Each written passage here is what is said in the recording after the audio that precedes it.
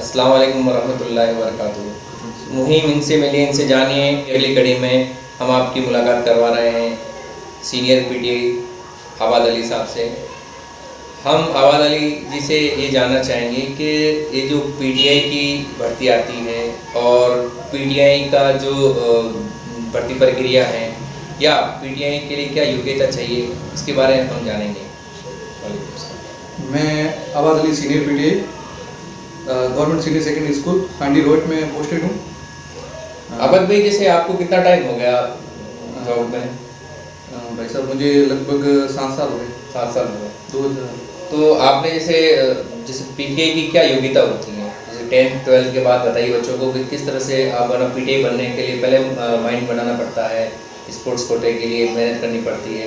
तो वो हम चाहते हैं कि बच्चों को 10th लेवल से बताएं आप कि 10th लेवल के बाद क्या क्या करना पड़ता है पीटीआई की योग्यता के लिए। पीटीआई के लिए सबसे पहले तो अपने को बीए, बीपीएड या डीपीएड या एमपीएड तो फर्स्ट ग्रेड के लिए होती है। मैं इनके पहले 2 बार 3rd ग्रेड और 2nd ग्रेड के बारे में बताना चाहूँगा। ग्रेजुएशन और उसके साथ में स्पोर्ट्स सर्टिफिकेट। ग्रेजुएशन 12th के बाद में अगर आप करना चाहते हो पीटीआई का कोर्स कोई, तो आपके पास स्पोर्ट्स में स्टेट या नेशनल या डिस्ट्रिक्ट लेवल का जो भी सर्टिफिकेट है उसके भी यहाँ पर आप डीपीएड के लिए अप्लाई कर सकते हैं, जिसके लिए जोधपुर फिजिकल कॉलेज में इसका फिजिकल टेस्ट और काउंसलिंग होती है। और उसके साथ में आपको फिजिकल टेस्ट है, उसके साथ में आपको ये कोर्स होता है जो एसटीसी के समकक्ष। जैसे 12th के बाद आप जैसे बीए करना पड़ेगा पहले, बीए के बाद ये कोर्स होता है। तो डीपीएड के लिए बीए की जरूरत नहीं है। 12th के बाद जैसे बीएसटीसी के होती है, अच्छा, एसटीसी के समकक्ष डीपीएड होती है। अच्छा, डीपीएड। अच्छा, मतलब 12th के बाद ही आप कर सकते हैं, जो उसमें वो 3rd ग्रेड के लिए एलिजिबल है। अच्छा, पीटीआई 3rd ग्रेड के लिए एलिजिबल है। इसमें भी पीटीआई में भी अलग अलग है, first grade, second grade, 3rd grade ये सब है।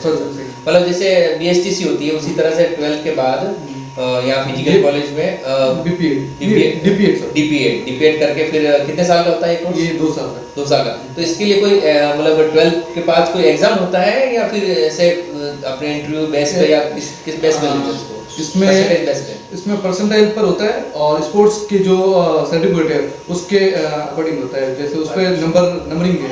अच्छा अच्छा अच्छा, मतलब वो हो जाता है। उसके बाद जब आपके पास ये जो सर्टिफिकेट आ जाता है, उसके बाद जब पीटीआई बनना होता है तो उसके लिए कोई मतलब आरपीएससी या कोई एग्जाम अधीनस्थ बोर्ड है, 3rd ग्रेड का अधीनस्थ बोर्ड निकालती है। और 2nd ग्रेड से ऊपर की जो भर्ती है वो आरपीएससी के थ्रू होती है। ऐसा आरपीएससी होती है।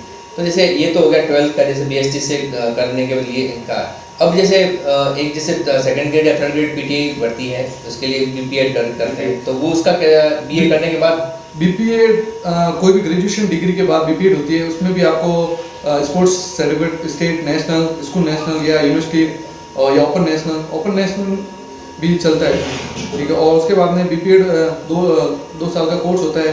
राजस्थान यूनिवर्सिटी इसकी काउंसलिंग और फिजिकल टेस्ट।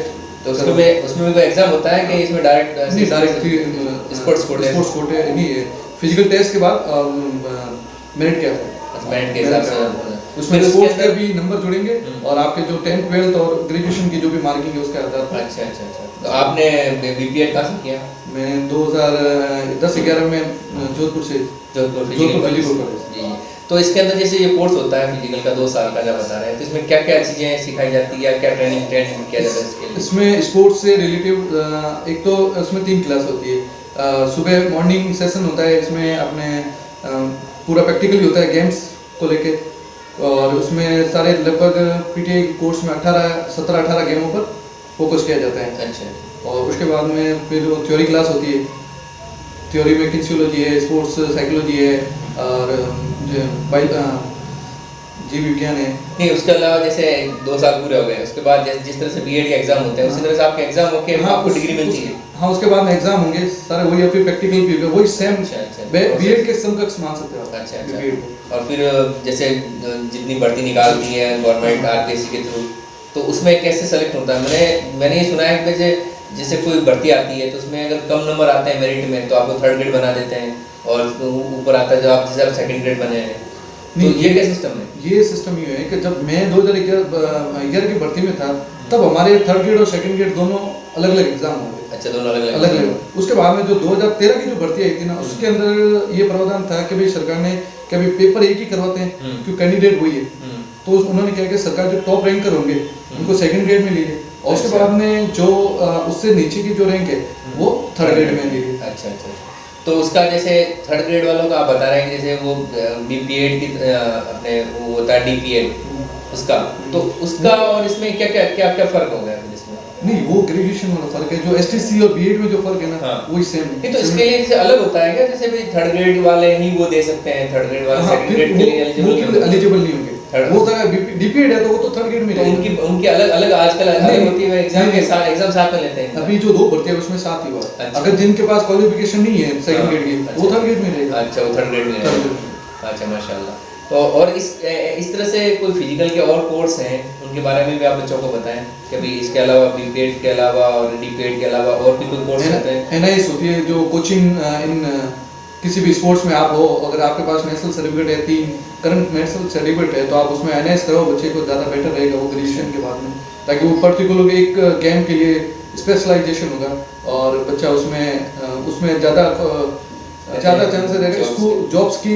एक तो स्कूल लेवल में है ही एजुकेशन डिपार्टमेंट में, उसके बाद में आप खेल परिषद है, पर्सनल कोचिंग भी दे सकते हैं, तो उसमें ज़्यादा रिक्वायरमेंट रहेगी। नहीं तो आप जैसे उसके लिए ट्राई की थी क्या, आप जो बता रहे हो स्पोर्ट्स? मैंने 6 वीक के लिए की थी ट्राई। अच्छा। लेकिन फिर मैंने जा नहीं पाई वैसे ही। अच्छा। 6 वीक एक जो कर्मचारियों के लिए काफ़ी बेहतर रहता है, जो पीटीआई लगे हुए हैं प्रेजेंट में, वो लोग चाहें तो गर्मी समर वेकेशन में और इसमें विंटर वेकेशन भी ये कोर्स करवाते हैं बढ़िया। तो उसके अंदर 6 वीक के होते हैं पर्टिकुलर जो आपका गेम है, और इसके लिए अगर आप गवर्नमेंट में हो तो उसमें शायद स्पेशल कोटा भी है डायरेक्ट एडमिशन के लिए। और अगर आप एनआईएस हो और आप के क्वालिफिकेशन है, स्पोर्ट्स सर्टिफिकेट है, आप इन सर्विस हो, तो आप उसमें भी सरकार विद सैलरी आपको करवा रही है एनआईएस। पीटे साहब हम ये चाह रहे हैं कि जैसे आपने मतलब ये बीपीएड किया है और उसके बाद जैसे तैयारी की है, भाई आरपीएससी की भी एग्जाम दिया होगा, तो हम ये चाह रहे हैं कि बच्चों को भी ये बताएं कि किस तरह से ये तैयारी करके बीपीएड करें और किस तरह से वैकेंसी आने किस तरह से तैयारी करनी चाहिए। इसका सिलेबस क्या होता है, जब इसका अलग से सिलेबस होता है? सिलेबस जो अपन ने जो बीपीएड में पढ़ा है उससे एक शब्द कोई बात नहीं होता है, वही सेम जो बीपीएड की है। फिर फर्स्ट पेपर तो जो जीके जीएस का है। अच्छा। उसके अंदर सेकंड पेपर वही है जो आपने बीपीएड में जो किया है।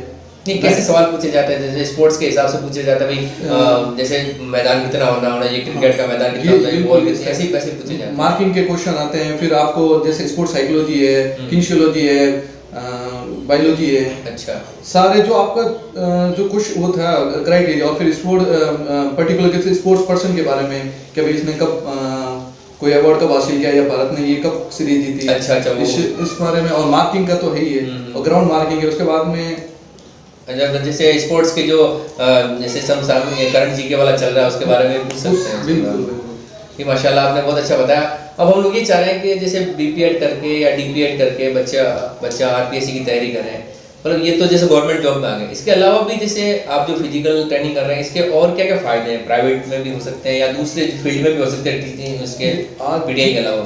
आज के इस दौर में जैसे स्पोर्ट्स में ना, एक कोई भी अगर बीएड किए वाला को जितना फ़ायदा नहीं मिल रहा, उससे कई गुना ज़्यादा मैं मानता हूँ कि बीपीएड वाला फ़ायदा मिलता है। प्राइवेट में आप अच्छी स्कूलें हैं जो अपने शहर में प्राइवेट, उसके अंदर बहुत अच्छी सैलरी के साथ आपको अच्छी जॉब मिल जाती है, और उसके बाद में आप इवनिंग के या मॉर्निंग सेशन में आप अपना कोचिंग या एकेडमिक सेशन चला सकते हो। अच्छा। कुछ किसी भी स्पॉन्सर लेके एक बार, तो आप वहाँ पर इसमें खूब स्कोप है, कोई वो कमी नहीं है स्पोर्ट्स में। अच्छा। उसके अलावा जैसे गवर्नमेंट जॉब में और जैसे पीटीआई के अलावा भी और भी है क्या भाई कि उसमें आप और भी फील्ड में जा सकते हैं इसके अलावा पीटीआई करने के अलावा और भी गवर्नमेंट में प्राइवेट और भी एजुकेशन फील्ड में पीटीआई की पोस्ट है, इसके अलावा कोई और भी जगह पे जा सकते हैं क्या? फिर आप एमपीएड बीपीएड करने के बाद आप मास्टर डिग्री कीजिए, MPEd master of physical education. उसके बाद में आप लेक्चरशिप में, स्कूल लेक्चर, कॉलेज लेक्चरशिप में भी जा सकते हैं, और यूनिवर्सिटी प्रोफेसर में भी, पीएचडी के मतलब इसके पीएचडी भी है इसमें। अच्छा, तो मतलब जैसे आप जो कर रहे हैं कोर्स फिजिकल वाला, तो इसके भी कॉलेज लेक्चरर होते हैं, कॉलेज लेक्चरर होते हैं, बिल्कुल प्रोफेशनल। तो उनका क्या काम रहता है फिर कि वो क्या पढ़ाते हैं? वही स्पोर्ट्स वाला, और जो एमपीएड और बीपीएड की क्लास लेनी। अच्छा, तो वो लर्निंग में आ जाता है। अच्छा, बिल्कुल माशाल्लाह, बहुत आबाद भाई ने बहुत अच्छा बेहतरीन ढंग से इसके बारे में, बीपीएड के बारे में, डीपीएड के बारे में और पीटीआई भर्ती के बारे में बताया। माशाल्लाह, बहुत जज़ाकल्लाह खैर। आबाद भाई, और वक्त ब वक्त आते रहे हमारे साथ और हमारे बच्चों को इसके बारे में बताते रहें। आबाद भाई, हम लोग ये चाह रहे हैं कि आप हमारे बच्चों को किस तरह से मोटिवेट कर सकते हैं या किस तरह से उनकी हेल्प कर सकते हैं, ये बताइए। मैं इंशाल्लाह इस बारे में कहूँगा कि अपने जो भी बच्चे हैं, चाहे वो पीटीआई की तैयारी करे, वो जनरल टीचर के RSIS की करें, उनसे ये कहना चाहता हूँ कि मैं जयपुर में जब तैयारी कर रहा था तो हमारे क्या है कि भर्ती थी 200 पद, सेकंड ग्रेड में 230 पद या ऐसा कुछ था। तो किसी ने क्वेश्चन किया सर से कि सर 200 पद और भर्ती में इतने लोग बैठेंगे, हज़ारों लोग बैठेंगे, हमारे सिलेक्शन कैसे होगा? तो उन्होंने एक बहुत अच्छी बात कही कि बेटा तुम्हें कितनी सीट चाहिए? तो उन्होंने कहा कि सर मुझे एक सीट चाहिए। तो बेटा 200 सीट है, तुम्हें तो एक ही सीट चाहिए ना, आप क्या करोगे इतनी सीटों में? आप इस एक पर ही तो करो। तो ये आप यही सोचो एक सीट है और मैं एक ही हूँ और मुझे ये सीट चाहिए किसी की भी सूरत में, तो बस इंशाल्लाह तब आपको कामयाबी में कोई नहीं रोक सकता और अल्लाह उसी बंदे का साथ देता है जो उस लेवल पर तैयारी करे। बिल्कुल बिल्कुल बेहतरीन बात की है, और इसी तरह अपने आप को बच्चे मोटिवेट करते रहें और इन बातों को अमल में लाएं कि हमें ये नहीं देखना है कि वैकेंसी कितनी है, हमें तो सिर्फ एक वैकेंसी चाहिए। तो ये जब तक सोच नहीं बनेगी, जब तक आगे नहीं बढ़ पाएंगे हम लोग। तो हमेशा बच्चों यही सोचें कि भाई हमारे लिए ये वैकेंसी आई है, चाहे एक वैकेंसी हो चाहे 10 वैकेंसी हो, हमें तो एक वैकेंसी चाहिए, उसके लिए हम मेहनत करनी है, सबसे आगे रहने वाली मेहनत हमें करनी है इंशाल्लाह। शुक्रिया साहब, जज़ाकल्लाह। ये मत कहो खुदा से मेरी मुश्किलें बड़ी हैं, ये मुश्किलों से कह दो मेरा खुदा